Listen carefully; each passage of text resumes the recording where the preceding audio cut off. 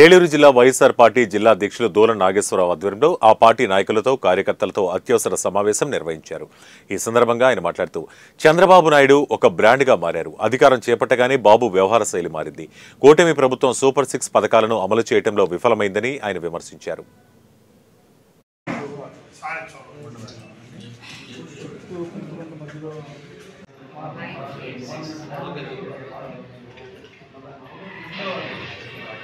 ఎన్నికల ముందు మీరు ఇచ్చినటువంటి హామీలన్నీ కూడా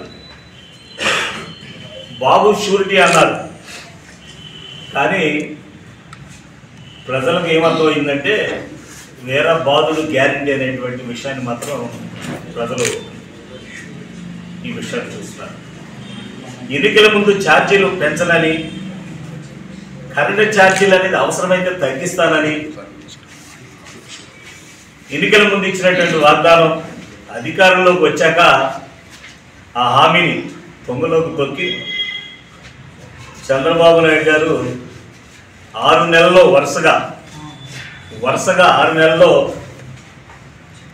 ముందు 6,072.86 కోట్లు, రెండోసారి ఇప్పుడు 9,412 కోట్ల కరెంటు ఛార్జీలు పెంపు జరుగుతుంది. వెరసి ఈ 6 నెలల్లో 15,485.36 కోట్ల భారం ప్రజలను మోసం చేయడంలో మన చంద్రబాబు నాయుడు గారు ఒక బ్రాండ్గా మారారు.